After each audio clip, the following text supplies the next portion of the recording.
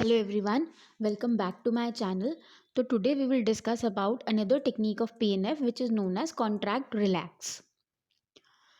So there are two type of application which we use in contract relax. So first is the direct treatment and second is the indirect treatment. So first we will look into the direct treatment of contract relax. So it is resisted isotonic contraction of the restricting muscles followed by relaxation and movement into the increased new range.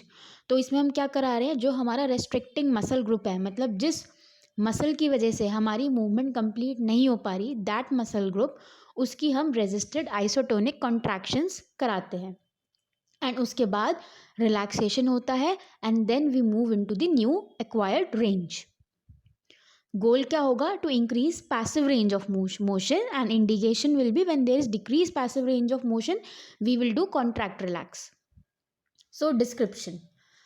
So the therapist or the patient moves the joint or body segment to the end of passive range of motion. For example अगर हम elbow का example लें, elbow flexion का, तो जितना आप लेके जा सकते हो उतना आपने पैसिव रेंज में लेके चले गए. ठीक है, अगर थेरेपिस्ट लेके जा रहा है तो थेरेपिस्ट, बट हम प्रेफर करते हैं एक्टिव मोशन या मोशन विथ लिटिल रेजिस्टेंस, अगर पेशेंट कर पाए तो हम वो रेंज में लेके आ गए पूरी. Then the therapist ask the patient for a stronger contraction of the restricting muscle और पैटर्न. फिर हम वो मसल, फॉर एग्जाम्पल अगर मेरा जो एल्बो फ्लेक्शन है, अब हो सकता है कि बाइसेप्स की वजह से भी वो नहीं हो पा रहा हो या ट्राइसेप्स, यूजुअली ट्राइसेप्स की वजह से एल्बो फ्लेक्शन पूरा नहीं हो पाता. ठीक है, क्योंकि उसमें टाइटनेस हो जाती है. तो हम क्या करेंगे? So the therapist ask the patient for a stronger contraction of the restricting muscle. तो इस केस में क्या होगा? वो triceps. So the contraction should be held for at least 5 to 8 seconds. Then a maximal contraction in the most lengthened position of the muscle chain will provoke a structural change in the actin myosin complex. अब ये जो हमने contraction कराई, इससे क्या होगा कि जो मसल का स्ट्रक्चरल कॉम्पोनेंट है, that is the actin myosin, अगर आप मसल फिजियोलॉजी में जाओगे तो उसके अंदर it will provoke a change and enough motion is allowed for the patient to be certain that all the desired muscle, particularly the rotators, are contracting. तो यहाँ पे एक एग्जाम्पल लिया था शोल्डर के रोटेटर्स का, तो उसकी यहाँ पे बात हो रही है. Then after sufficient time therapist tells the patient to relax, both the therapist and patient relaxes. Then the joint or body part is now reposition. अब हमने क्या किया? जो रेस्ट्रिक्टिंग मसल ग्रुप था उसको हमने कॉन्ट्रैक्ट कराया. ठीक है, फिर मैक्सिमल कॉन्ट्रैक्शन हो गया, स्ट्रक्चरल चेंजेस हो गए इन द मसल. उसके बाद we ask the patient to relax and the therapist also relax. उसके बाद जो पार्ट, जो मूवमेंट है, जो बॉडी पार्ट है जिस पे हम ये टेक्निक अप्लाई कर रहे हैं, we will get it into a new range. जो न्यू रेंज हमारी अवेलेबल रेंज है, ये बहुत थोड़ी रेंज आती है, वहाँ पे हम रीपोजिशन करेंगे बॉडी का सेगमेंट. इसमें द एल्बो फ्लेक्शन को हम दोबारा नई रेंज में लेके जाएंगे. Active motion is preferred and the technique is repeated until no more range is gained. तब तक करना है जब तक हमें कोई नया रेंज ऑफ मोशन नहीं आ रहा हो. So active resisted exercises of the agonistic and antagonistic muscle in the new range of motion finishes the activity. इसको अगर हम एग्जाम्पल के थ्रू देखें, so if we have to increase the range of shoulder flexion, abduction and external rotation. अब क्योंकि यहाँ पे हमने एक शोल्डर का कंपोनेंट ले लिया है, ठीक है, क्योंकि हम PNF में ये बात कर रहे हैं.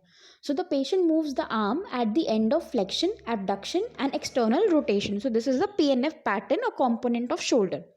So what command we will give? Open your hand and lift your arm up as high as you can.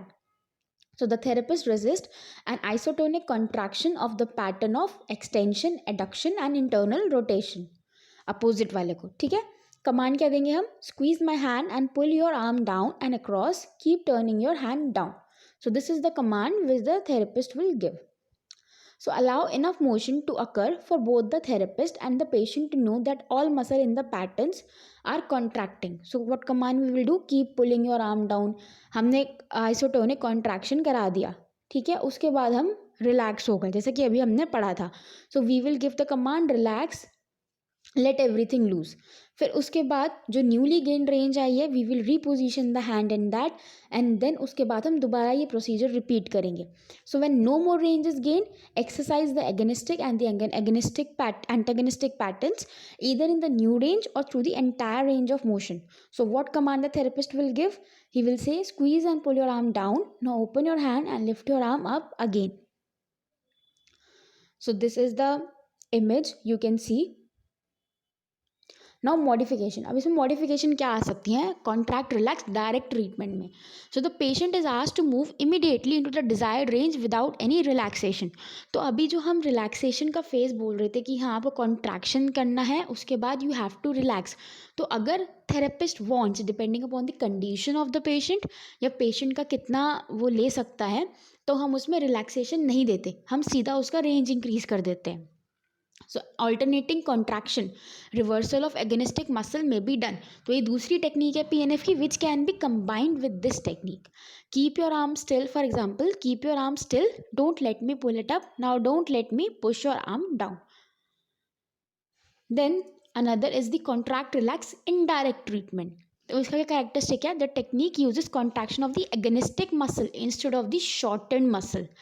अब देखो, कॉन्ट्रैक्ट रिलैक्स डायरेक्ट और इनडायरेक्ट ट्रीटमेंट में क्या फ़र्क हुआ? डायरेक्ट ट्रीटमेंट में जिस मसल की वजह से आपकी मूवमेंट नहीं हो पा रही थी, द शॉर्टेंड मसल, उसके ऊपर हम काम कर रहे थे. इसमें हम उस मसल के ऊपर काम नहीं कर रहे हैं जो मसल नॉर्मल पोजीशन में है, ठीक है, द एगोनिस्ट मसल, उसके ऊपर हम काम कर रहे हैं. For example, I will give an example. हम शोल्डर फ्लेक्शन का ही एग्जाम्पल ले रहे हैं, ठीक है. तो डायरेक्ट ट्रीटमेंट में हमने क्या किया था? जैसे मान लो मेरी शोल्डर फ्लेक्शन की रेंज सिर्फ 90 डिग्री तक आ रही है, ठीक है, इससे ज़्यादा मेरी रेंज नहीं हो पा रही. तो क्या किया मैंने? डायरेक्ट ट्रीटमेंट जब मैं कर रही थी कॉन्ट्रैक्ट रिलैक्स का, तो मैंने इसको पूरा रेंज में लेके गई जितना एल्बो फ्लेक्शन मेरा हो सकता है, ठीक है. वहाँ पे जाके मैंने ट्राइसेप्स का आइसोटोनिक मसल कॉन्ट्रैक्शन कराया, ठीक है. फिर मैंने पेशेंट को बोला भाई रिलैक्स करो. फिर मैं दोबारा उसको थोड़ी सी फ्लेक्शन की रेंज और इंक्रीज़ कर दी, मैंने बढ़ गई.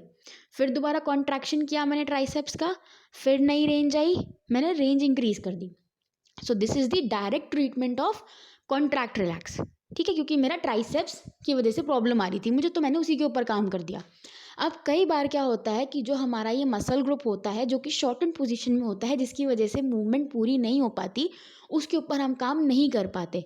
हो सकता है पेशेंट को बहुत पेन हो, स्वेलिंग हो, वो वहाँ पे नहीं दे पाए अपना मैक्सिमल कॉन्ट्रैक्शन, तो then we will switch to the indirect treatment.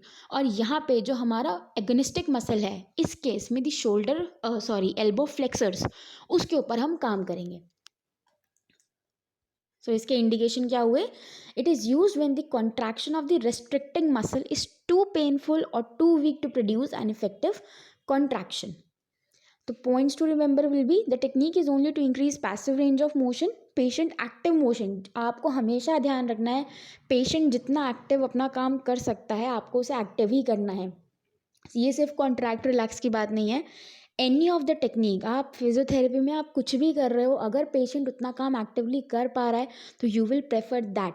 Passive motion हम प्रेफर नहीं करते. So when the contraction of the restricting muscle is painful और वीक, यूज द एगनिस्ट.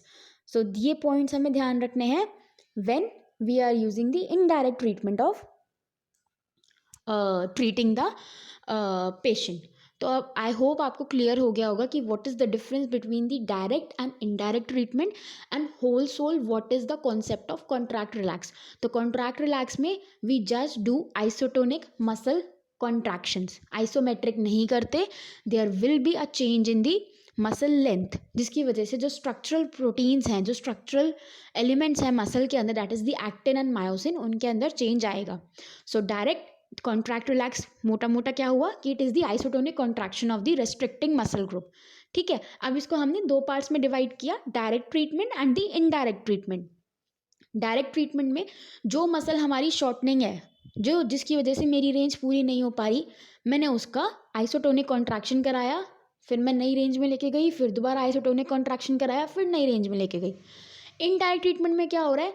जो जिस मसल की वजह से मेरा मूवमेंट पूरी नहीं हो पा रही है, उसका जो अपोजिट मसल ग्रुप है जो बिल्कुल सही है, उसके ऊपर मैंने काम किया, क्योंकि वो जो रेस्ट्रिक्टिंग मसल है मैं उसके ऊपर काम नहीं कर सकती. अब कौन सी मसल आपकी रेस्ट्रिक्टिंग है, किसकी वजह से मूवमेंट नहीं हो पा रही, वो यू हैव टू डिसाइड. तो ये आपके डायग्नोसिस में आएगा. This will not come in PNF. PNF में आपको ये दिमाग लगाना है कि आपको एगोनिस्ट पे काम करना है या एंटागोनिस्ट पे काम करना है, ठीक है. बट कौन सी मसल या कौन सी मसल ग्रुप है जिसकी वजह से आपकी एक्टिविटी या जो ROM है, रेंज ऑफ मोशन, वो पूरा नहीं हो पा रहा, that you have to decide through your diagnosis and your knowledge. फिर आप उसके बाद अप्लाई करोगे कि कॉन्ट्रैक्ट रिलैक्स का आपको इनडायरेक्ट करना है या डायरेक्ट ट्रीटमेंट करना है. आई होप आपको इस वीडियो से कॉन्ट्रैक्ट रिलैक्स के दोनों मेथड्स क्लियर हो गए होंगे. If you have any doubt you can ask me in the comment section. I will answer that to the best of my knowledge. Thank you.